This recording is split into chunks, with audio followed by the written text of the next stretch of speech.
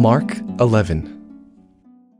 Now when they drew near to Jerusalem, to Bethphage and Bethany at the Mount of Olives, Jesus sent 2 of his disciples and said to them, Go into the village in front of you, and immediately as you enter it, you will find a colt tied, on which no one has ever sat. Untie it and bring it. If anyone says to you, Why are you doing this? Say, The Lord has need of it, and will send it back here immediately.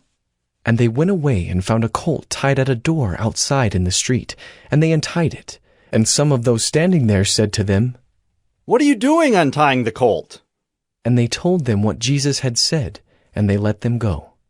And they brought the colt to Jesus and threw their cloaks on it, and he sat on it.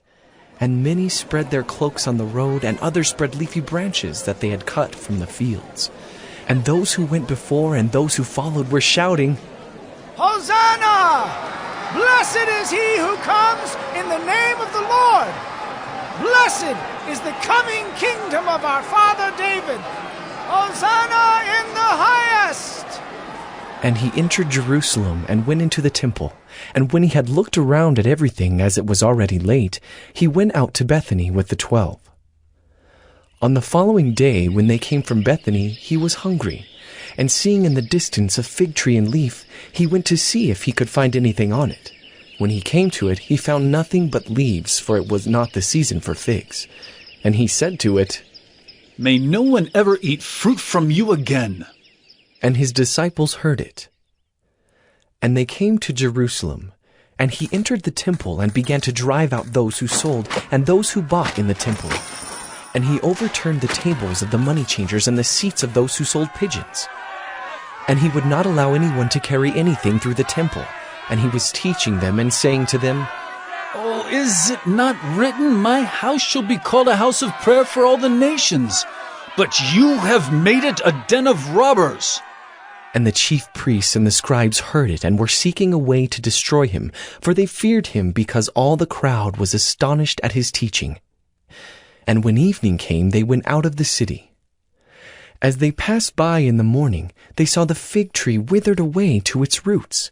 And Peter remembered and said to him, Rabbi, look! The fig tree that you cursed has withered! And Jesus answered them, Have faith in God. Truly I say to you, whoever says to this mountain, Be taken up and thrown into the sea, and does not doubt in his heart, but believes that what he says will come to pass, it will be done for him. Therefore I tell you, whatever you ask in prayer, believe that you have received it, and it will be yours. And whenever you stand praying, forgive if you have anything against anyone, so that your Father also who is in heaven may forgive you your trespasses. And they came again to Jerusalem. And as he was walking in the temple, the chief priests and the scribes and the elders came to him. And they said to him, By what authority are you doing these things? Or who gave you this authority to do them? Jesus said to them, I will ask you one question. Answer me, and I will tell you by what authority I do these things. Was the baptism of John from heaven or from man? Answer me. And they discussed it with one another, saying, If we say, from heaven, he will say, Why then did you not believe him? But shall we say, from man? They were afraid of the people, for they all held that John really was a prophet. So they answered Jesus, We do not know. And Jesus said to them, Neither will I tell you by what authority I do these things.